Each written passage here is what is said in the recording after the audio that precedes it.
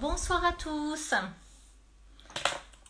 Je suis ravie de vous retrouver pour ce premier live de la rentrée pour accueillir Julien, donc Julien Perron, qui a créé, on va dire, un univers.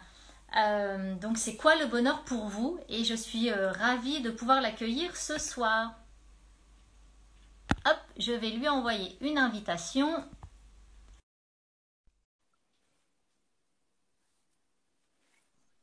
Hello, Hello, ça va? ça va bien, merci, oui, et vous? Oups là, Oui, ça va, il faut que merci. je règle un petit peu ça. On va essayer de... Voilà. J'ai pas mis de casque. Je sais pas si vous m'entendez bien, sinon tu irais chercher un casque. Ouais, c'est bon, je vous entends. C'est bon? Bon, Il faut juste super. que je règle ça. Ouais, ça devrait être bon. C'est bon? Bien installé? Oui, merci. Bah, je suis ravie. Je suis ravie de vous recevoir. On va attendre que le public se connecte voilà, petit à petit, parce qu'on est en semaine, donc les gens arrivent Ah oui, voilà, j'imagine, petit à ouais. petit. Il est 18h30, donc j'ai pas voulu un horaire trop tôt, mais voilà, je suis ravie pour ce premier live de la rentrée. Merci. Parce que la thématique, le bonheur, bah, ça nous concerne tous. Et puis, c'est une notion qui est assez différente, comme vous l'avez bien écrite sur votre site, bah, pour chaque individu. Voilà, qu'est-ce que Oui, c'est le bonheur? Et puis, c'est assez drôle parce que bah, il n'y a pas de coïncidence, en fait. J'ai voulu, pendant les vacances, j'ai voulu, en fait, écrire un post sur qu'est-ce que le bonheur et j'ai cherché. Voilà, j'ai cherché si ça existait déjà. Je me doutais que ça existait, mais... Et je suis tombée donc sur votre page. C'est quoi le bonheur pour vous? Donc j'ai regardé et je me suis dit, ah, mais c'est immense ce qu'il a fait. Je vais pas écrire un post, je vais lui proposer une interview à la rentrée. c'est plus rapide. C'est plus rapide et puis c'est super intéressant parce que je suppose que vous avez plein de choses à dire et je suis allée voir évidemment la vidéo TEDx. Ok, Je vous cache pas. On peut peut-être se tutoyer comme ça, ça va être plus simple même pour les personnes qui nous bien regardent. sûr, oui, oui, on peut, bien sûr, oui. Plus sympa. Ouais, Donc, je suis allée voir ta vidéo TEDx où là, tu racontes un peu ton histoire oui, et c'est extrêmement touchant parce que voilà, quand on est authentique, c'est beaucoup plus parlant pour les personnes voilà, qui nous écoutent. Il n'y a pas de ouais, superflu, il n'y a pas de. Voilà, c'est complètement authentique. Ton ouais. histoire, et puis donc, moi, j'aimerais bien en savoir plus et que tu nous parles un petit peu. Ben, comment tu as mis tout ça en place sur justement cette thématique du bonheur? Comment tu as décidé, alors je l'ai compris par la vidéo, hein, d'aller comme ça voyager à travers le monde, à l'école de la vie, de nous expliquer un peu ton parcours et pour ceux aussi qui, voilà, qui ne te connaissent pas, même si je suppose que voilà, déjà il y a beaucoup de personnes qui te suivent et que tu puisses également parler. Ben, il y avait l'école de la vie, Néo Bien-être, voilà, que tu nous expliques un petit peu tout ça, Ouais. ta vision, ta philosophie de vie finalement. Donc voilà, bah écoute, je te laisse la parole, hein, autant se lancer. Ok. Bah, il y a beaucoup de choses à dire. Euh, alors, en fait, bah, déjà, moi, avant tout, je me considère comme un citoyen. Avant de mettre, tu sais, des étiquettes sur t'es un chef d'entreprise, bon, je vais te tenir le téléphone à la main parce qu'en fait alors attends, je vais peut-être trouver une autre Je t'en technique. prie, mets-toi, il y a pas de souci. C'est parce qu'en fait il tient pas. Bon, j'espère que là ça va te Ah, faire. prends le Euh, temps, prends le temps de t'installer, il y a pas de souci. donc ce que je disais, oui, c'est que ouais, je me considère avant tout comme un citoyen parce que je pense qu'on est vraiment avant tout tous des citoyens du monde. Avant de coller des étiquettes sur je suis chef d'entreprise, réalisateur de films, etc. Donc moi, je trouve que j'ai peut-être eu la chance plus jeune de. Est-ce que tu entends un petit bruit, Oui, j'entends un truc, je sais pas ce que c'est. toi aussi? Alors attends, je pense que c'est parce que c'était sur une touche. Bon, Moi, j'entends plus rien là. là tu m'entends? Oui, je Non? t'entends. C'est Oui, bon, tu oui, oui, m'entends? c'est bon. Ok, parfait. Et donc oui, je pense avoir eu la chance assez tôt de déceler mes compétences. Tu sais, moi j'appelle ça des excellences. Et quand je dis tôt, c'est tout un parcours.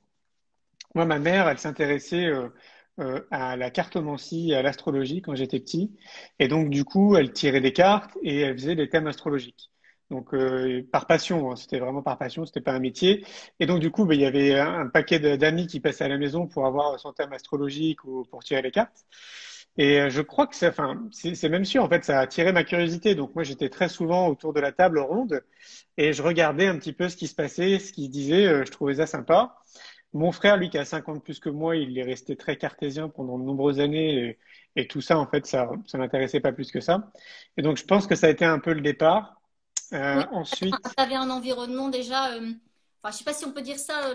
C'est pas toujours apprendre à la lettre hein, quand je dis un mot, mais un peu avec l'esprit ouvert en fait, d'éveil. Du coup, oui, ça. quelque part, oui. Alors que bon, on était sûrement qu'aux prémices à l'époque de tout ça, hein. Et donc, à l'âge de 12 ans, j'ai la chance de faire partie d'un programme scolaire où on nous envoie aux États-Unis pendant un mois dans une famille d'accueil et en parallèle de ça, on continue d'aller à l'école et à suivre notre cursus scolaire classique, sauf qu'on c'est en anglais du coup, c'est en américain précisément. Et ça, pour moi, ça a été un gros déclic dans ma vie. T'étais Pour jeune beaucoup, pourtant. 12 ans, ouais, c'est assez jeune, ouais. Et pour beaucoup des élèves qui faisaient partie aussi de ce programme, ça a été très transformateur. Parce que déjà, c'est comme tu dis, c'est jeune de partir aussitôt et de quitter notre foyer. Je crois que ma mère d'ailleurs m'a dit qu'on avait 10 ans en fait et que j'avais pas 12 ans. C'est entre 10 et 12 ans. Et donc, euh, et donc du coup, je me retrouve à l'autre bout du monde dans un pays et dans une langue que je ne maîtrise pas, euh, à me débrouiller par moi-même finalement. Et je me retrouve dans une position où je me sens super à l'aise en fait dans ce rôle-là, où je le vis extrêmement bien. J'ai même envie de rester plus longtemps. Je me rappelle pleurer en partant des États-Unis parce que j'étais trop bien en fait là-bas. J'avais vraiment l'impression d'apprendre énormément de choses et beaucoup plus que sur les bancs de l'école. Alors pour revenir un peu en arrière, je suis dyslexique et dysorthographique, donc j'ai 41 ans, bientôt 42. Et donc, à l'époque, je pense que les enseignants n'avaient pas les outils pour nous accompagner dans nos différences d'apprentissage, ce qui fait que ça a été, en fait, ça n'a pas été évident d'un certain point de vue, parce que quand on est jeune et qu'on sent qu'on est différent des autres, Hmm. et qu'il y a tout l'ensemble, en fait, de l'univers dans lequel on se trouve, donc là, je parle de l'école, qui pointe du doigt cette différence, c'est pas évident pour tout le monde, donc je pense pour les enfants qui le vivent, Alors, tu sais, euh, je vais me de permettre de l'intégrer. couper, oui, alors je te dirais que les choses ont évolué parce que t'as parlé de Monsanto et d'autres écoles, enfin d'autres façons de voir l'éducation aujourd'hui qui existent. Mais je pense qu'il y a encore beaucoup de travail à faire hein, au niveau de l'école et même sur le plan social, socio-professionnel.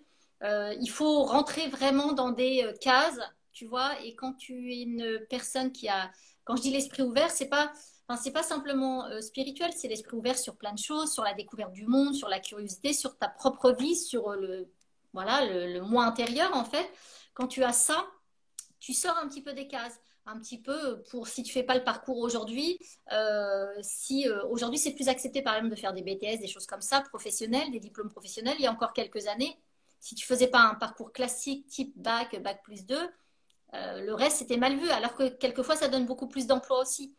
Donc Bien il y a sûr. l'évolution sur le plan humain et socio-professionnel quand même encore à Ouais, faire. ouais. Alors ça, pour moi, c'est encore un autre sujet. On pourra en parler parce que je le vis de très près.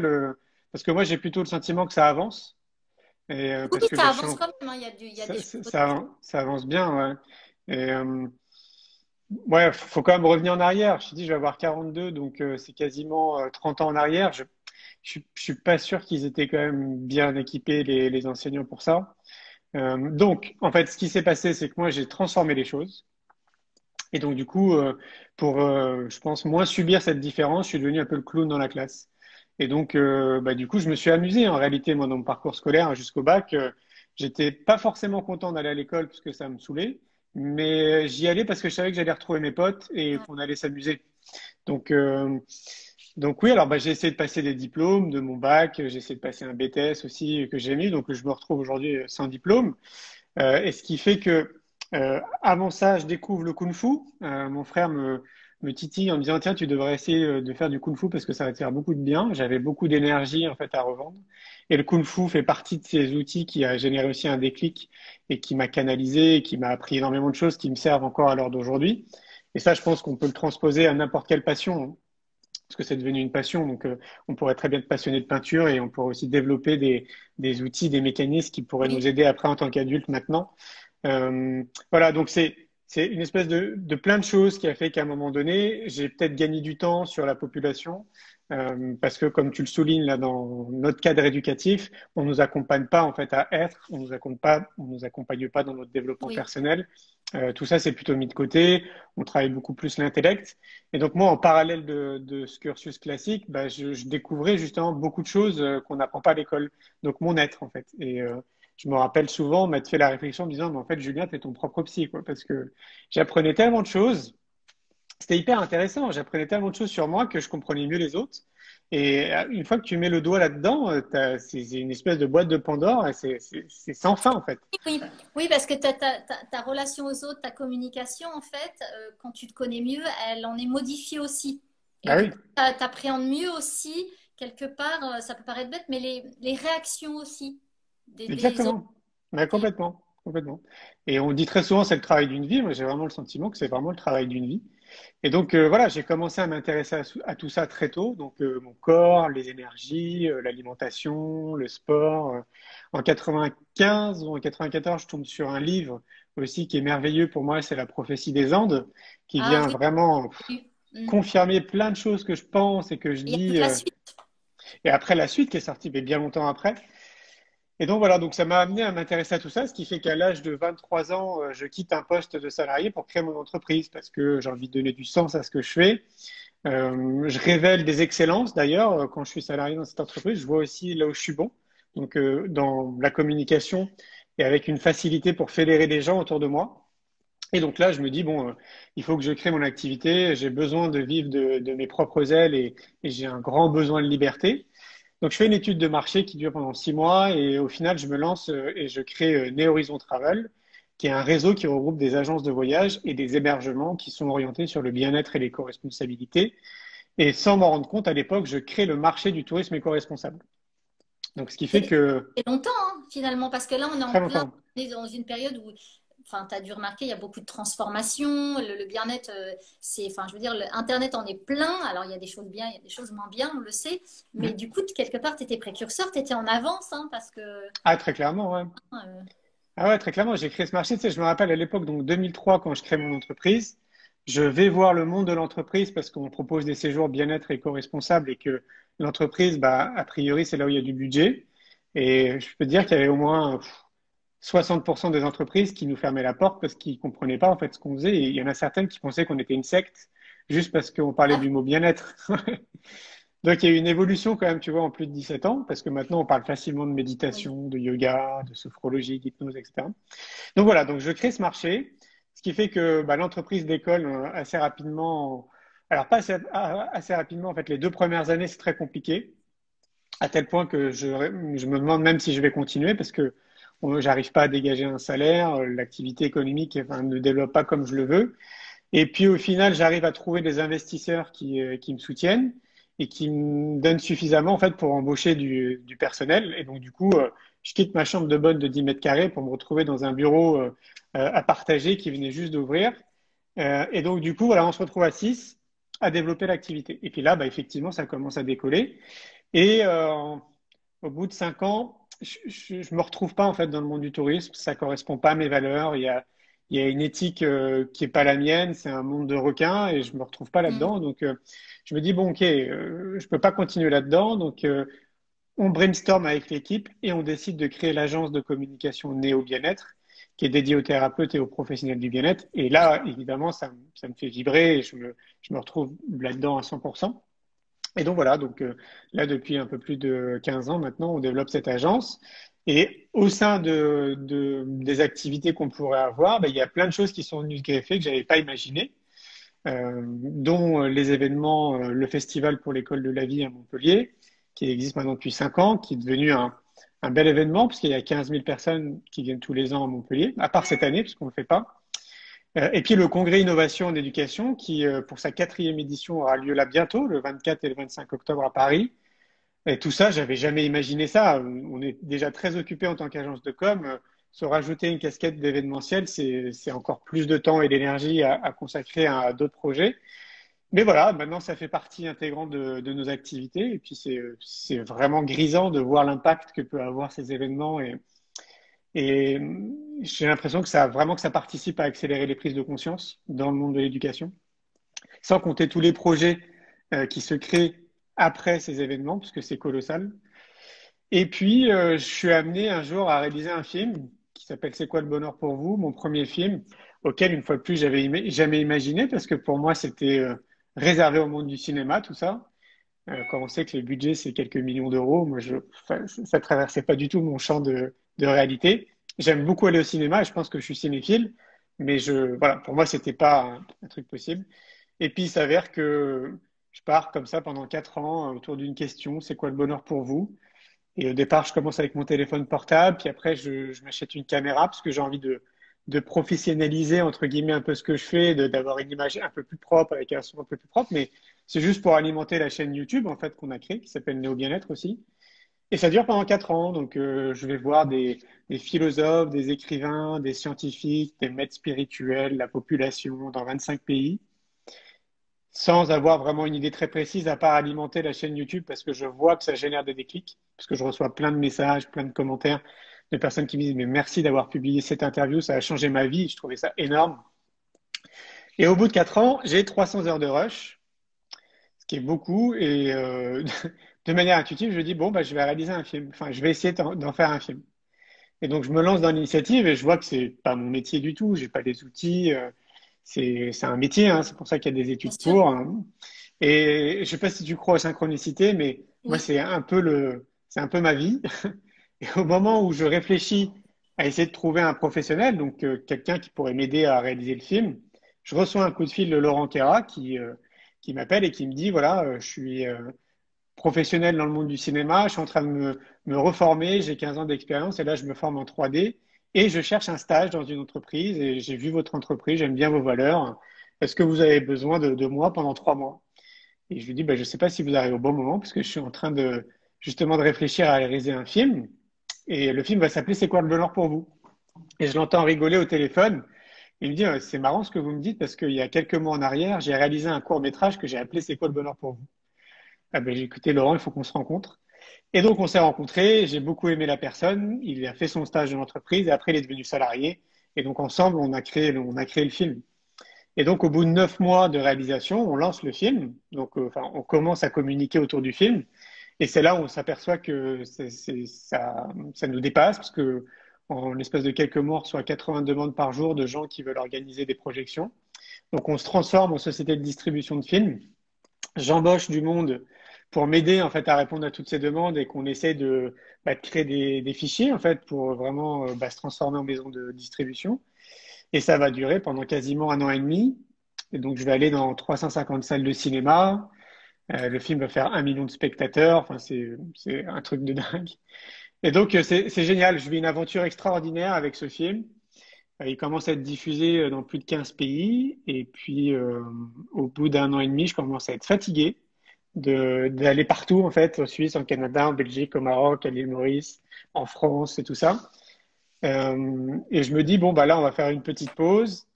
Et puis, c'est les citoyens, en fait, maintenant qui s'emparent du film. Et donc, il y a plus de 100 000 citoyens qui organisent des projections maintenant. On reçoit encore des demandes, d'ailleurs, des gens qui veulent organiser des projections au ciné et puis un peu partout. Et ça me donne envie, du coup, vu l'impact que peut avoir en termes de communication le film, je me dis, il faut que je réalise un autre film sur un sujet qui me tient à cœur, c'est l'éducation, parce que je suis convaincu que tout part de là.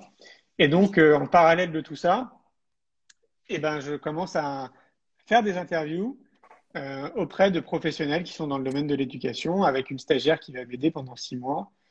Et donc, on se retrouve avec 120 heures de rush avec des personnes qui sont dédiées à l'éducation, qui en ont fait leur métier et qui accompagnent les parents, les enfants, les enseignants au sein de l'éducation nationale et puis aussi à l'extérieur. Et donc voilà, donc pareil, en 9 mois aussi, on réalise ce film et puis on lance le film. Et après, on est arrivé dans cette période un peu bizarre qu'on vit depuis quelques mois, Et où oui. j'étais parti pour faire une tournée de nouveau au Maroc, au Canada, en Suisse, en Belgique, et puis il s'est passé ce qui se passe. Donc du coup, ça a mis une pause sur tout ça. Et donc voilà, donc me voilà avec ces différentes casquettes de chef d'entreprise intuitif, de réalisateur de films, de créateur d'événements. Voilà. Mais moi, enfin, Tu sais, c'est assez drôle parce que je parlais avec mon conjoint tout à l'heure et on lit beaucoup, voilà, les livres que tu as cités. On lit aussi tu as parlé justement pas des coïncidences, mais de tout ce qui est Synchronicité. cerveau. Moi, je parle aussi de tout ce qui est loi d'attraction, enfin voilà, tout ce qui est énergie, quand on est aligné. Et je trouve que ton parcours, c'est vraiment une belle histoire parce que en fait, malgré les difficultés de la vie, finalement, voilà, tu as commencé à vivre dans Paris avec tes parents, c'était pas évident, qui étaient gardiens. Enfin voilà, j'ai écouté tout ça. Et malgré un petit peu on va appeler ça les montagnes qui se sont mis devant toi, tu as toujours quand même écouté, tu vois, un peu cette petite voix intérieure parce que tu as des personnes finalement. euh, le bonheur, je pense que c'est accessible à tout le monde, mais effectivement, on a tous des montagnes comme ça, il faut surpasser, il faut passer au-dessus des preuves qui nous disent que on va pas réussir, qu'on est nul, etc., parce qu'ils n'ont pas forcément le bon discours, est-ce qu'ils sont frustrés, enfin voilà, il y a plein de bonnes comme de mauvaises rencontres qu'on fait, et finalement, Ouais. tu as vraiment trouvé ton chemin, tu t'es laissé guider. Et moi, je trouve que, voilà, c'est bien sûr que j'y crois au synchro et tout ce qui est. Enfin, il n'y a pas de coïncidence. C'est-à-dire que si tu es tombé sur cette autre personne, réalisateur, c'est parce que, voilà, tu devais le croiser, que ce projet devait se faire. Et je suis sûre, enfin, pour moi, c'est à l'infini parce que l'univers, c'est à l'infini. Donc, en termes de création, je ne sais pas si, voilà, tu me rejoins là-dessus. Et voilà, Carrément, bien sûr. et peu importe on va dire ce que la société nous renvoie de négatif chez nous, surtout quand on est enfant et adolescent, parce que l'adolescence, c'est aussi une période où on est quand même très affecté. Si on arrive à surpasser ça et à retrouver sa voix en tant qu'adulte, mais peu importe, tu vois, tu vas avoir 41, 42, moi j'ai 42. 40 ans, à un moment on se dit oui, en fait les signes qu'on a eu avant, on les a entendus, mais quelquefois, hop, on a un petit peu, on est parti, tu vois, ton histoire me parle parce que j'ai un vécu aussi, sur la route d'à côté, c'était pas la bonne et aujourd'hui je les rejoins. Et c'est Ouais, pour ça que je vive et parce que je suis alignée et que tout se fait naturellement. tout à Et c'est fait. ça aussi. Et si chaque individu, le bonheur, c'est très important et je suis vraiment contente de le faire à la rentrée parce qu'en plus, comme tu dis, on vit une période très très compliquée. Le confinement, on voit quand même les peurs sur les visages, la tristesse. Et il faut quand même dire que enfin, voilà, il faut redonner de la joie et apporter. Il y a des personnes qui arrivent à le faire plus facilement, mais dire, allez, on y va, c'est possible. Et peu importe le Complètement. quotidien, les difficultés, ça reste qu'un moment. Voilà, après, ça peut changer. Bien Effectivement, sûr. c'est difficile quand on vit certaines difficultés. Tu as parlé, voilà, quand vous avez perdu votre hébergement. On a tous eu plus ou moins des grosses galères hein, dans la vie. Mais ça peut partir de l'autre côté. Et c'est ça qu'il faut. C'est vrai, quand on est dans ce passage-là, on voit, souvent on a tendance à voir tout sombre. Ouais, c'est bien facile de le dire, mais moi je vais pas être heureux si je vais dire une bêtise, si j'ai pas de fric, si je peux pas faire ça, surtout quand on voit ses camarades et qu'on est jeune, en fait, le faire. Mais c'est ça, et quand on rejoint vraiment, c'est vrai que tout se fait naturellement et on prend une philosophie de vie, ce que j'écris souvent, positive, peu importe, et on passe par tous les chemins et on arrive et ça évolue, ça évolue, ça évolue. Et là, ça Tout à devient fait. génial. Quand tu dis c'est une aventure, mais évidemment que c'est une aventure de vie. Et en plus, ce qui est le plus intéressant dans ce type d'aventure, c'est que quand un individu, que ce soit femme ou homme, vit ce type d'aventure et qui se laisse aller et qu'il crée des choses, parce que c'est à partir de la création, bah, du coup, il apporte aux autres.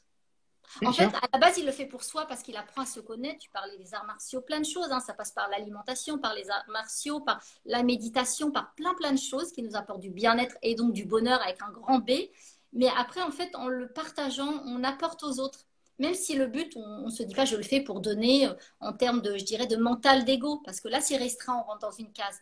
Juste vraiment de façon philosophique. Et c'est ce que tu fais, en fait, aujourd'hui. C'est pour ça que tu as eu beaucoup de retours de personnes qui t'ont dit oh, mais attends, c'est génial cette interview, comme le livre, voilà, le livre, je l'ai lu, il y en a plein, plein, plein que je trouve ça passionnant parce que du coup, ça nous amène à une réflexion sur notre propre vie.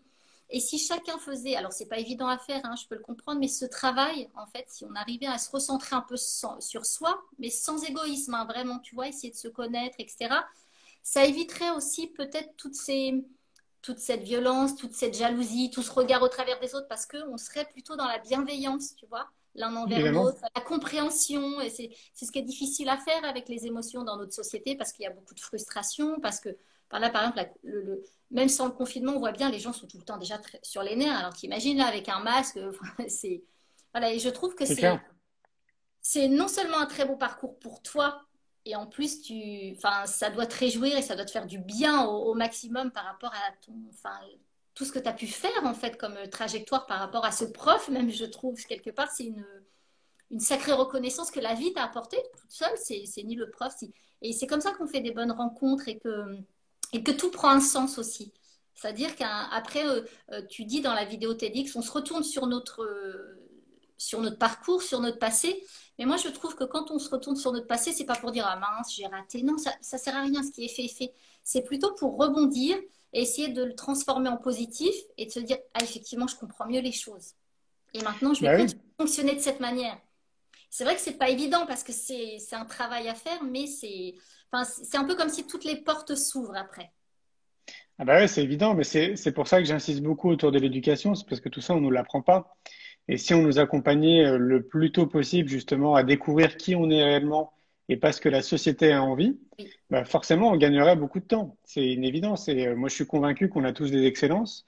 On est tous bons, très très bons dans quelque chose. Ça c'est une certitude. Après, à nous, enfin aux parents, aux enseignants de nous accompagner justement dans cette direction. Mais par contre, évidemment, c'est très challengeant hein, parce qu'on a un Oui. système qui est vraiment très compliqué. C'est un Je- challenge, mais pas une compétition. C'est Non, important. Que ah la non, ça compétition n'a rien à voir avec compétition. façon, tu Quand je dis vois, challenge, quand je dis challengeant, c'est que je me mets à la place des enseignants et je me dis chapeau quand même. Dans une classe où il y a 30 élèves qui veulent pas aller en cours, avec peut-être 8 formes d'intelligence différentes, comment il fait l'enseignant pour s'adapter à ces 8 formes d'intelligence différentes et d'essayer d'accompagner du mieux qu'il peut les élèves. Et moi, je les remercie en fait les enseignants parce qu'ils font un job qui est extraordinaire et je pense qu'on n'a pas assez de recul et qu'on se rend pas compte. Et le mieux, ce serait que chaque citoyen qui a quelque chose à dire à un enseignant, il vive l'expérience et qu'il soit enseignant juste pendant un mois juste pour qu'ils comprennent non, c'est un ce que métier c'est. difficile, hein, mais je C'est, trouve que enfin, ce sont aussi des êtres humains et du coup, c'est compliqué d'être. En plus, comme tu dis, les classes sont remplies. Enfin, voilà, c'est bah 25 oui, c'est, élèves différents, avec des parcours différents, avec bah des oui. milieux sociaux aussi différents. Donc ça aussi, il y a d'autres aspects qui rentrent en compte, hein. Je veux dire, il y a l'éducation, il y a l'aspect religieux, etc. Du coup, il faut s'adapter à chaque personnalité. Et c'est vrai que c'est pas un métier facile. Moi, personnellement, je ne ferais pas enseignant, voilà, 8 Ah ouais, heures c'est par compliqué. jour avec. C'est compliqué. Mais, euh, mais c'est important. Après, Voilà.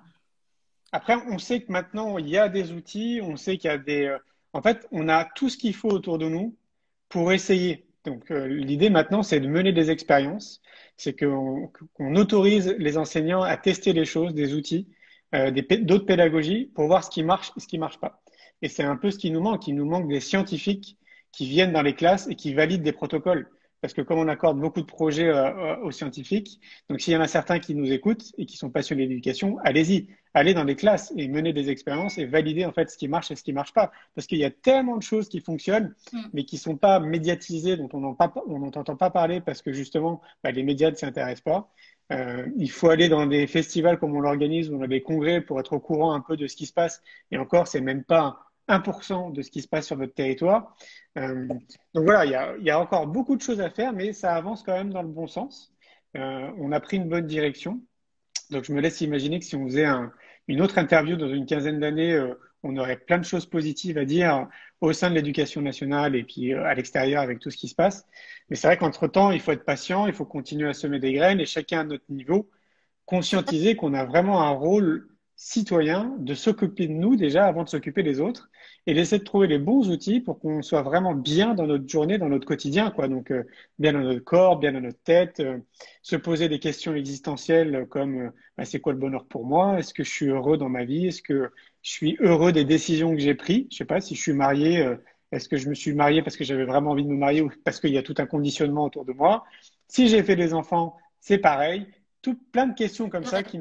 qui me semblent vraiment tellement importantes à se poser parce qu'on est dans un conditionnement, peu importe le pays dans lequel on se trouve, qui est très fort, très important. Et c'est dur de s'extraire de tout ça et de réfléchir par soi-même et d'éviter de suivre un peu comme tout le monde, un peu comme un mouton, Bah, mais juste de après, s'extraire, quoi. si tu veux, c'est difficile parce qu'il y a d'autres aspects qui rentrent en compte. Il y a l'aspect familial, il y a l'aspect professionnel. J'ai publié un petit morceau, souvent je fais des petites lectures, tu vois, sur ma page, et Oui, d'un livre qui est Changer de vie. Voilà, ok, Changer de vie. Et tu as plein de parcours, et je cite souvent ce parcours en fait, d'une personne qui travaillait dans la finance, donc vraiment un poste très haut placé, avec une sécurité financière, voilà, tout allait exactement de la même façon que sa famille, enfin, il devait faire ce poste. Et cet homme-là, en fait, rêvait d'être coiffeur. Tu vois, rien à voir. Et un jour, il a tout plaqué pour devenir coiffeur. Et il explique qu'il est devenu le plus heureux des hommes. Alors, il a ouais, perdu sa nana, il a perdu des amis autour d'eux, certains membres de sa famille se sont retrouvés voilà, contre lui. Il est descendu évidemment de cadres socio-professionnels, mais il explique dans le livre qu'il n'avait jamais été aussi heureux.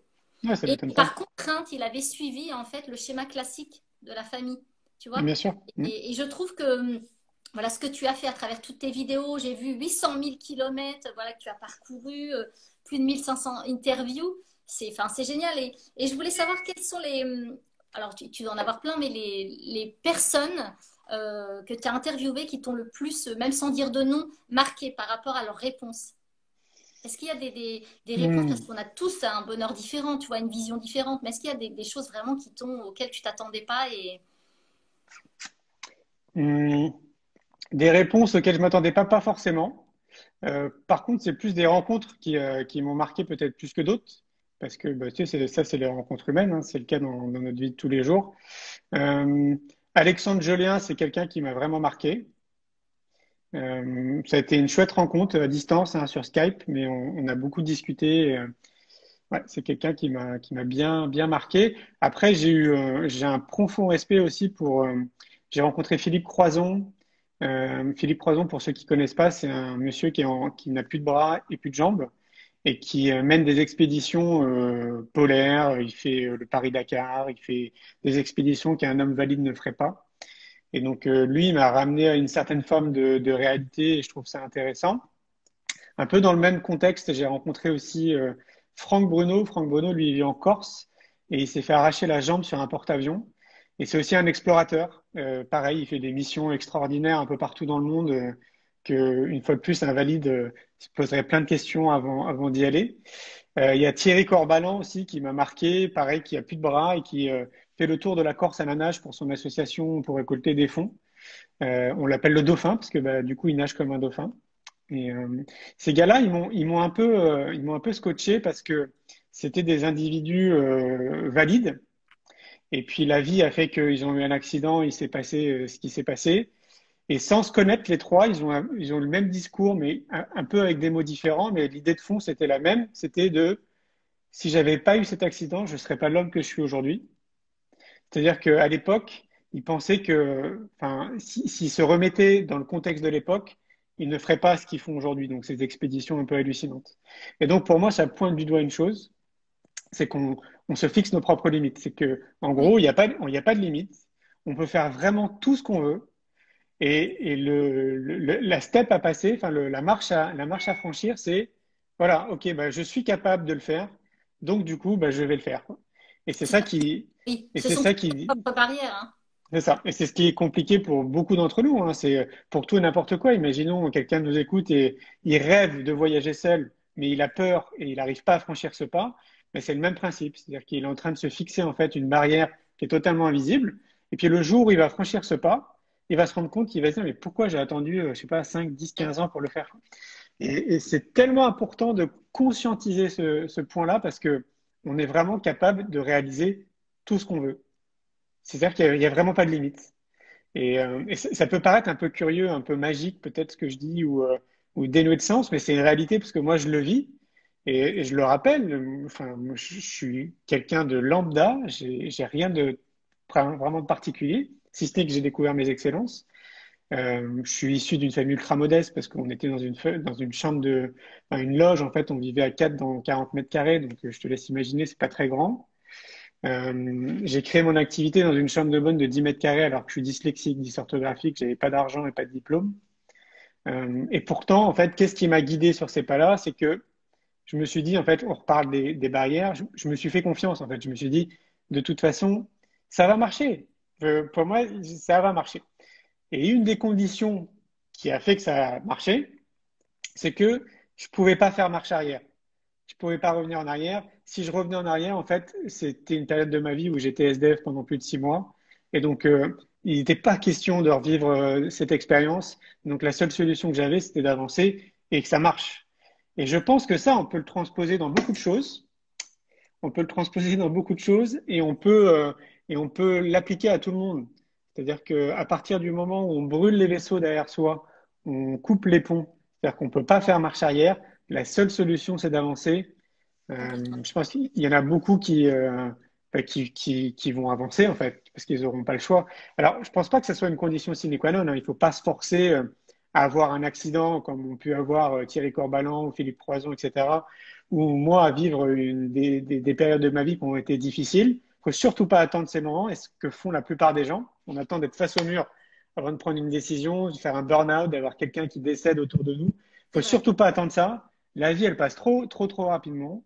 Moi, j'ai eu 3 accidents dans ma vie où je devrais pas être là, on devrait pas faire de live ensemble, je devrais être décédé.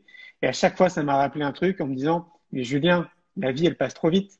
C'est-à-dire que là, ce soir, potentiellement, je peux arrêter le live avec toi, fermer la porte, quitter mon bureau, tomber dans les marches et être décédé. Et c'est une réalité. Moi, ça m'est arrivé 3 fois dans ma vie. En une seconde, en fait, tout peut changer, quoi. Et ça, c'est hyper simple, je pense, à conscientiser. Mais quand tu le vis, c'est complètement différent. Et je pense qu'il ne faut pas attendre de le vivre, justement, parce que moi, je me dis que j'ai une bonne étoile. Et il ne faut pas attendre de vivre des périodes comme ça, un peu douloureux, tristes. Oui, quelqu'un qui est mort ou toi qui a un accident ou tu as failli mourir. Parce qu'on peut vraiment réaliser tout ce qu'on veut dans notre vie. Il faut, Après, c'est une prise de faut croire en conscience. nous. C'est un travail de chacun. C'est C'est pas ça. toujours évident, je le comprends, parce qu'il y a beaucoup de barrières. Il y a les barrières qu'on se pose aussi à soi-même. Donc, c'est un travail, c'est un parcours. C'est vraiment une prise de conscience, voilà. Et puis aussi toutes les barrières, comme tu l'expliques bien dans ta vidéo, qui viennent de la société. Il C'est faut ça. faire, il faut pas faire, il faut rentrer dans le cadre. Et là, c'est compliqué parce qu'il y a aussi la peur du regard des autres. Enfin voilà, il y a plein de choses qu'on pourrait aborder, mais effectivement, je dirais presque qu'il faut sauter, s'enfiler. Alors, je sais pas si c'est la bonne image ce que je dis, mais tu vois, et se dire, allez, j'y vais, j'ai rien à perdre. Finalement, j'y vais C'est et ça. C'est ça ça. marche, tant mieux, ça marche pas, c'est pas grave. C'est ça. Après, faut toujours mesurer les risques, s'il y a des risques, évidemment. Il ne faut pas non plus faire n'importe quoi, c'est une évidence. Mais un minimum, se dire, bon, de toute façon, je, qu'est-ce que j'ai à perdre? Je prends un exemple, par exemple, de quelqu'un qui est très timide et qui a beaucoup de mal à aborder les gens, à discuter avec eux. Qu'est-ce que tu as à perdre ce soir ou demain à aller discuter avec quelqu'un que tu vas C'est vrai. croiser, je sais pas, dans les transports en commun, dans la rue, dans un bar, etc., une personne que tu connais pas. Qu'est-ce que tu as à perdre? Rien du tout, quoi. Je veux dire, tu joues pas ta vie, tu vas pas mourir. C'est juste ce premier pas. Et ça, en fait, cet exemple, on peut le transposer dans tout, quoi. Il faut vraiment partir de C'est ce vrai. postulat en se disant, de toute façon, je n'ai rien à perdre et j'ai tout à gagner, en fait, là-dedans, quoi. Après, je te rejoins dans ce que tu dis, le conditionnement de notre société, il est extrêmement fort.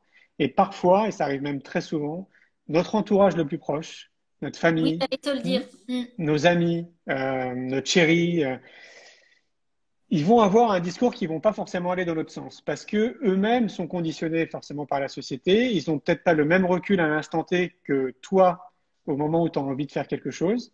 Et donc, de manière très bienveillante, ils vont te conseiller, mais ils vont te conseiller avec le prisme en fait, et le prisme qu'ils ont eux et notamment le conditionnement de notre société. Et c'est là où c'est compliqué, c'est de se faire confiance. C'est-à-dire que c'est d'écouter les conseils, évidemment. C'est très important, moi, je trouve, de sonder, en fait, autour de nous, quand on a envie de prendre une décision qui nous semble importante pour nous. C'est vraiment important. Mais le seul qui va prendre cette décision finale, c'est toi. Et donc, il faut pas prendre pour argent comptant ce qu'on va te dire. Il faut garder en tête que ce qu'on va te dire, c'est juste le reflet de leur propre histoire, de leur propre Et leur peur. conditionnement, de Et leur peur, Mm. exactement. Et c'est surtout pas la tienne. Donc, et ça, c'est une fois de plus facile à dire, mais très compliqué de s'extraire de tout ça. Mais pour autant, il y a des outils, et les outils, pour moi, ils sont extrêmement simples. Et je reviens à ce que je disais en arrière. Le plus important, c'est de s'occuper de soi. Avant ses enfants, avant son mari, avant sa chérie.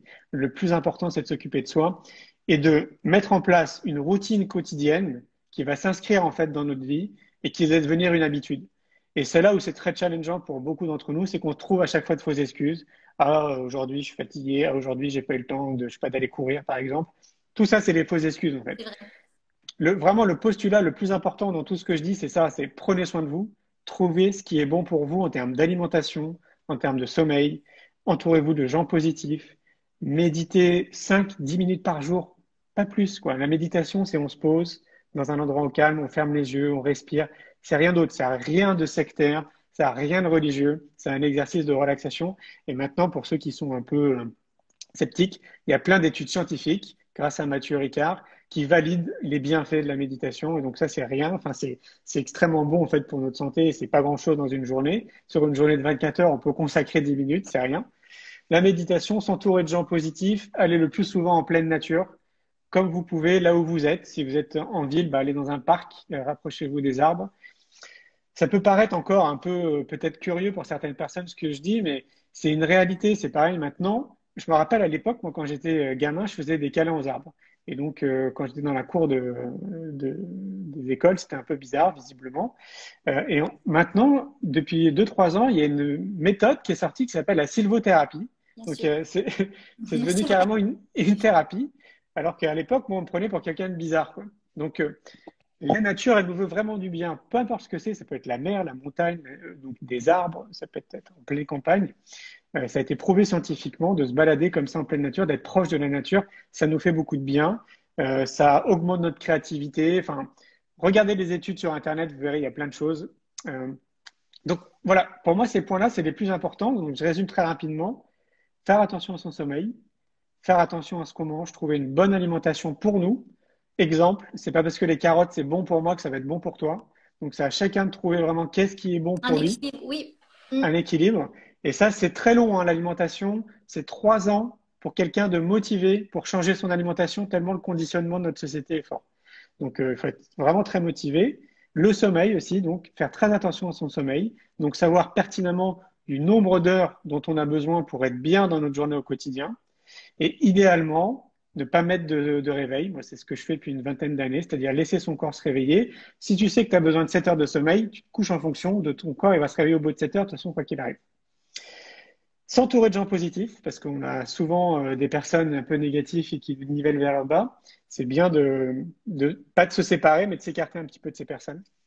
Et parfois, c'est triste, hein, parce que parfois, c'est vraiment, ça peut être notre mari, notre femme, ça peut être nos amis les plus proches, notre famille. Et c'est ce qu'il y a de mieux à faire, en tout cas, pour s'occuper de soi.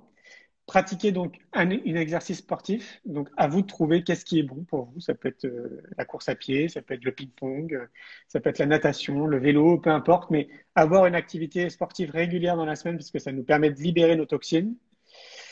Pratiquer la méditation et se rapprocher de la nature. C'est vraiment, ça, c'est les grands basiques. C'est que des basiques. Mm. Et ça, tout le monde peut le faire dans son Je peux le faire. quotidien. Voilà. Après, bah, le plus compliqué, parce qu'on se trouve des fausses excuses, c'est de trouver la balance entre notre vie, c'est-à-dire, imaginons, bah, je suis marié, j'ai 4 enfants et j'ai un job qui est très prenant. C'est comment je fais avec ma vie pour essayer de m'occuper de moi là-dedans. Et c'est possible. Il y a plein d'exemples. Moi, je rencontre des milliers de personnes avec tous des vies différentes. Et ces personnes qui ont acté et qui ont compris qu'il fallait qu'elles s'occupent d'elles avant des autres, ça marche. Elles y arrivent. Donc, il n'y a pas de fausses excuses, en fait. Donc, on peut le faire. Donc après, c'est vraiment une question de premier pas, comme on le disait tout à l'heure. On fixe nos propres limites. La bonne question, c'est est-ce que j'ai envie d'investir sur moi-même, quoi? Est-ce que mon bien-être passe avant les autres, quoi? C'est vraiment très intéressant et tu as donné plein de conseils finalement qui sont des conseils très simples mais qui sont le plus compliqués à mettre en place. Et Ouais. je te remercie parce que c'est vraiment, enfin, tu as trouvé les mots justes. Et je rajouterais, tu vois, je comprends parfaitement ce que tu viens d'expliquer parce que c'est la même chose dans tous les domaines pour le bien-être comme pour l'alimentation. Moi, je sors d'une forme d'allergie, voilà, qui m'a emmené très loin jusqu'aux hospitalisations. Et si tu veux, il a fallu que je change complètement d'alimentation. Donc, plus de aucun produit laitier, plus d'œufs, etc. Et quand je dis aux personnes, vous pouvez changer d'alimentation, vous pouvez cuisiner, revenir à la cuisine un peu à l'ancienne, ça ne veut pas dire avec la marmite comme les arrière-grand-mères. Je veux dire, voilà, on travaille. Avant, les femmes ne travaillaient pas, aujourd'hui, elles travaillent, on court. Effectivement, il y a les activités scolaires, extrascolaires, il y a plein, plein de choses. Mais on peut se trouver le temps. On peut recuisiner des aliments bruts. Vous pouvez vous faire plaisir, ce sont des extras, mais on peut. Et C'est souvent, clair. quand j'entendais les personnes me le dire, puisque ça fait 3 ans que j'ai changé, et ça rejoint complètement ce que tu expliques, c'est oui, mais bon, moi, j'ai pas le temps. Mais si. Hmm. En fait, il faut se Ouais, ouais. trouver le temps. Donc, peut-être qu'on pose son téléphone à un moment et puis on va cuisiner en famille. Peut-être qu'on va. Alors, nous, chez nous, on n'allume pas la télé parce que voilà, on a plein d'informations sur Internet et que je crois qu'elles servent plutôt de décoration, tu vois. Mais voilà, peut-être qu'on peut cuisiner ensemble en discutant, en se racontant sa journée. Peut-être qu'au lieu de rester sur les réseaux sociaux un peu plus, bah, je stoppe et puis je vais faire 5 minutes de méditation. Ou alors je vais faire une balade même en vélo, même 15 minutes. En fait, c'est des petits temps, Tout des à petits fait. moments. Mais ces petits moments-là permettent de récupérer sur soi. Et d'ailleurs, on l'a très bien vu, tu l'as dit tout à l'heure, avec cette période de confinement. Oui. en fait, où les gens se sont retrouvés recentrés Oui, sur eux, avec même du mm, télétravail, hein, parce que oui, on n'a pas arrêté complètement de travailler avec du télétravail, et ont été obligés de réorganiser en fait leur quotidien, leur mode de vie, ont redécouvert des choses en famille, un autre mode de communication à travers, certes, bah, les moyens, et tant mieux, technologiques qu'on nous donne, mais voilà, comment je reste en contact avec ma famille, mes amis, pour avoir le côté humain, puisqu'on ne peut plus sortir. tout Ben, à fait. je redécouvre la cuisine. Et c'est ça, en fait, qu'il faut essayer parce qu'en fait, notre vie, enfin, la société va très, très vite. Elle a des bons côtés. Voilà, sinon, tu vois, on ne ferait pas des lives, des choses comme ça. C'est génial. Mais Mm. d'un autre côté, c'est vrai que du coup, on finit par oublier l'essentiel. Et Ah, c'est bien ça, sûr. c'est retrouver, c'est rééquilibrer. Alors, c'est pas toujours facile. Il y a des fois, on a des journées qui sont, voilà, où on lâche pas forcément prise, tu vois, dans le bon sens. Et Ouais. on se dit, allez. Mais à un moment, il faut le reprendre. Voilà, bon, cette semaine, j'ai pas fait. Allez, je refais un peu de sport. Je me motive. Et moi, je vais te dire quelque chose. Nous, on habite en bordure de forêt. J'ai fait toutes les vidéos pendant le confinement dans le jardin. Donc, on a cette chance. Et à chaque fois, donc, on va tout le temps en forêt. Du coup, quand je rencontre les gens en forêt, je t'assure, ils ont tout le temps le sourire.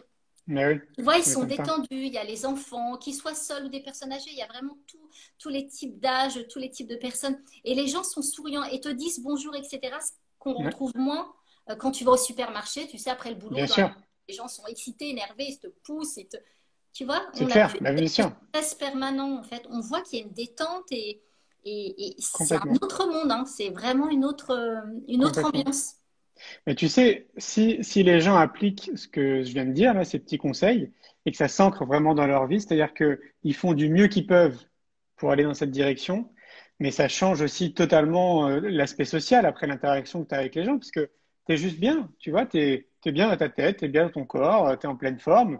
Donc forcément, les événements de la vie que tu vas avoir dans ton quotidien, tu vas les gérer de manière très différente. Et donc, une personne que tu pourrais croiser, par exemple, au supermarché, qui prendrait vraiment soin d'elle, bah, elle peut-être qu'elle te fera un sourire, tu vois, quand tu vas la Et croiser dans le supermarché. Et c'est ça, pour moi, qui fait vraiment la différence, c'est que à partir du moment où on s'occupe réellement de soi et qu'on fait du mieux qu'on peut, sans se flageller, comme tu dis, si un jour, bah, j'ai pas eu le temps de faire du sport, par exemple, c'est pas grave, mais du faire du mieux qu'on peut, eh ben, ça change tout après dans notre quotidien, mais vraiment tout, hein. Dans notre milieu professionnel, dans l'interaction sociale, dans la ça, c'est perception très important. Ça, dans c'est la très perception, important bah parce ouais, qu'il y a beaucoup d'agressivité. Et c'est vrai que du coup, tous, hein, on l'a tous été à un moment agacés et on répond de la même manière que l'interlocuteur en face. Et c'est vrai, quand tu vis autrement, quand tu penses autrement, quelqu'un te double en voiture, etc. Voilà, soit tu c'est ris, ça, soit. t'en Parce que tu fiches, sais quoi. pas dans quel état est l'autre. Est-ce qu'il est en C'est retard? Est-ce ça, que ça s'est mal passé chez lui? Enfin, tu vois? exactement, Et non, mais exactement, c'est terrible. Donc, du coup, ouais, finalement, ça sert à rien parce que tu te gâches ta journée aussi. Donc, tu c'est laisses ça, passer parce enfin, il y a plus grave que ça. Et c'est c'est ça. ça aussi. En fait, on commence à changer le monde. J'ai mis une petite vidéo il y a quelques jours d'une jeune, je sais, mince, je me rappelle plus de son nom, mais elle est sur le profil, une petite réalisatrice. C'est changer le monde, mais ça commence à partir de soi. Bah bien sûr, C'est pas c'est égoïste, mais ça vraiment. commence à partir de Mais soi. c'est exactement ça. Enfin, Gandhi le disait très bien dans une citation, hein. Sois le changement que tu veux voir dans le monde. Il résume tout. Genre, enfin, à mon sens, il n'y a pas mieux comme citation, et pourtant j'adore les citations. Mais vraiment, si on veut que le monde y change, à nous de changer. C'est vraiment à nous de changer et surtout pas attendre des autres, quoi. À pas attendre de notre mari, de nos enfants, de l'école, des politiciens, de la pharmacopée, de l'agroalimentaire. Si on attend à chaque fois des autres, on peut toujours attendre, il se passera rien. Et tu peux pas Si, si changer les autres. On ne peut pas c'est changer. impossible. C'est impossible. Donc, si tu as envie de te créer une vie de rêve, c'est à toi de changer, quoi. Et ça, c'est vraiment, pour moi, accessible à tout le monde. Et, il y aura toujours ce que j'appelle ces 1% de la population où le contre-exemple, souvent des gens vont dire, oui, mais comment il fait la personne qui est née, je sais pas, aveugle, ou qui est née sans jambes, ou qui est née SDF, ou qui est née dans la rue, ou qui est née dans un pays où c'est la guerre, etc. Lui, comment il fait pour s'occuper de lui et tendre vers le bonheur? Évidemment, des contre-exemples, il y en a plein comme ça. Mais si on réagit de manière globale et générale, moi, je suis sûr qu'il y a à peu près 90% de la population, on est tous logés à la même enseigne, et donc on se trouve des fausses excuses si on ne va pas dans cette direction. Alors, je dis qu'on se trouve des fausses excuses, mais je reviens sur ce que je dis, c'est qu'on est aussi trop conditionné. Et donc, Oui. la difficulté, c'est de se déconditionner déjà dans un premier temps, de tout ce qu'on nous a appris pour vraiment penser par nous-mêmes et voir réellement qu'est-ce qui est bon pour moi. Je sais pas, à travers même les études que j'ai faites, est-ce que j'ai pas suivi un cursus que mes parents avaient envie ou que la société avait envie, alors qu'en fait, moi, ça me correspond pas du tout, quoi. J'ai donné un exemple tout à l'heure, le gars qui est devenu coiffeur alors qu'il avait fait des… C'est un très bon exemple. Et c'était pas facile, hein, pourtant. Hein. C'est pas Bah, bien facile. sûr, En fait, c'est vraiment le travail sur soi qui est le plus difficile, hein, de la c'est remise ça, en question. Hein. c'est ça. Et c'est pour ça que si on accompagne les enfants dès le départ, mais je pense qu'en une génération, on change tout. On change l'humanité, on change, non, vraiment, on change tout. Surtout que c'est Et une voilà. génération beaucoup plus éveillée, même je dirais que Bah nous. oui, oui, de toute façon, oui. De toute façon, elle est plus éveillée. Alors après, une fois de plus, on va dans cette direction, mais c'est, voilà, ça avance très, très lentement. Et tu disais, je ne sais pas quelle heure il est, je voudrais regarder l'heure pour pas que ça coupe. Je vais Il regarder. est 7h20. Ça va. On a encore 5 petites minutes, je pense, avant que ça coupe. OK? Et tu OK? parlais dans ta vidéo, j'aimerais que ça dure plus longtemps, mais c'est Instagram qui coupe, je suis désolée. Ouais, bien Bon, sûr, la ouais. prochaine fois, de toute façon, elle va être montée, elle sera mise sur YouTube avec toutes tes infos de site, je t'enverrai tout, il y a pas de Ça souci. marche. Tu parlais justement d'une école dont tu rêverais, tu sais, en pleine nature, etc. Oui, Alors voilà, ça c'est génial comme projet. oui, bah, c'est mon projet de l'école de la vie. Enfin, je l'ai appelé l'école de la vie. En fait, c'est même un projet de vie, hein. Hop là. C'est même un projet de vie, l'école de la vie, parce que euh, l'idée, c'est que je puisse moi aussi être sur place. Et tel que je l'imagine, c'est une école pour les parents, les enfants et les enseignants. Parce que je me dis à chaque fois, dans toutes ces écoles alternatives qui existent, c'est très tourné autour des enfants et pas encore assez, parce qu'il y en a qui le font, auprès des parents et auprès des enseignants. Et c'est vraiment ce qui manque, c'est-à-dire que si on accompagne les enfants mais qu'on n'accompagne pas les parents, il va y avoir un fossé en fait qui va se creuser. Et donc, c'est pas logique. Donc, du coup, moi, l'école de la vie, je l'imagine comme ça. J'imagine un centre de formation pour les parents, un centre de formation pour les enseignants, et puis une école en fait pour les enfants. Et donc là, hop là, là il y a plein de choses à faire. Bon, c'est pas évident. Attends, je vais faire autre chose. Hop, je vais mettre comme ça. Euh, voilà. C'est pas évident à mettre en place parce que c'est un gros projet. On a envie de s'installer sur au minimum 10 hectares, faire de la permaculture, Ah oui. se retrouver entouré d'une forêt, pas très loin d'une rivière, à 1 heure de la montagne et 1 heure de la mer. Donc c'est quelque chose de très précis. Mais ceci dit, la bonne nouvelle, c'est que je reçois énormément de mails en fait de personnes qui me disent avoir le terrain de mes rêves. Donc maintenant, il faut que je prenne le temps en fait d'aller les visiter. Et donc, j'ai pas encore, là, parce que ça fait 4 ans que c'est au stade de projet, donc j'ai pas encore réussi à prendre le temps, ne serait-ce que d'aller visiter les terrains. Mais par contre, en parallèle de ça, je construis un fichier de personnes qui veulent participer justement au projet de l'ouverture de l'école. Il y a un peu plus de 400 personnes dans ce fichier et ce sont, il y a tous les profils, c'est ce que je trouve assez sympa. Donc, ça va de l'architecte au menuisier en passant par le directeur d'établissement. Il y a des investisseurs privés, des fondations, il y a le monde institutionnel aussi.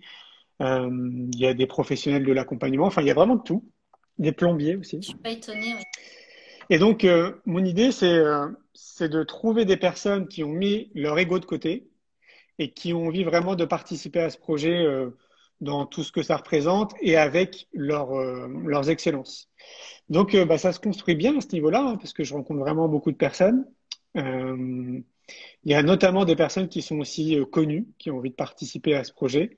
Donc, ce que je fais depuis 1 an et demi maintenant, c'est que j'essaye de déléguer de plus en plus des parties professionnelles que je gère, moi, depuis un petit moment, pour me dégager du temps et pour que je puisse Oui, avancer un petit peu plus. projet. Hmm. C'est ça, ouais. Donc, bah, c'est un peu long de déléguer, ça met du temps parce que c'est souvent en plus sur des projets qui sont quand même pas faciles à prendre en main. Donc voilà, donc ça avance dans ce sens-là. J'ai prévu en 2021 d'aller voir une bonne dizaine d'écoles et de lieux en France et dans le monde qui ont des projets à peu près similaires à ce que je fais pour vivre l'expérience avec eux sur place, pour échanger avec eux, pour voir ce qui va pas, pour avoir des retours d'expérience. Et voilà, donc Ouais, c'est génial. j'avance tranquillement. C'est vraiment un beau projet humain, en fait, de bien-être et Oui, humain, parce que je pense qu'il y a une volonté quand même de la population, on le sent bien, on l'a senti avec ce confinement, de changement vraiment, de se sentir mieux, de moins oppressé, moins stressé, parce que finalement, bah, après, beaucoup de personnes sont très malheureuses et pourraient vivre autrement. Donc il y a une vraie volonté, c'est pour ça que je pense qu'il y a tout ce qui s'installe au niveau bien-être et qu'on le voit passer sur, voilà, sur Internet. ah Je oui, trouve oui. vraiment que c'est un très très beau projet et moi je te remercie vraiment pour cette interview. Je pense qu'on aura encore plein de choses à dire, mais pourquoi pas en faire une prochaine. Tu vois, j'avais noté, j'avais pris plein de notes, mais on en rediscutera une autre fois. Parce Ça que je trouve marche. que c'est un beau parcours. Moi, je vais aller prendre le temps parce que je vais être sincère avec toi, je suis quelqu'un de transparente. Je n'ai pas encore vu la vidéo Ok. d'1h20, donc je Le voulais qu'on film, c'est fasse quoi le cette bonheur interview. pour vous? Comment? Le film, c'est quoi le bonheur pour vous? Oui, voilà, je Ok, voulais absolument aller la voir, mais voilà, du coup, comme on avait l'interview aujourd'hui, donc je te ferai mon retour. Et, ça euh, marche. et voilà, bah écoute, moi je vais, en fait, la vidéo va être montée après ce live. Je t'enverrai le lien, elle va être mise sur YouTube avec toutes les informations pour que les personnes qui ne te connaissent pas puissent retrouver tes sites, voir un petit peu ton parcours. Et Merci. puis, bah, je te souhaite une belle soirée. Je te dis à très Merci, toi aussi. bientôt et beaucoup, beaucoup de belles choses et plein d'énergie positive pour tous ces projets. Merci beaucoup à toi aussi. Merci pour À ce bientôt, moment. merci à tous. À Bonne bientôt. soirée.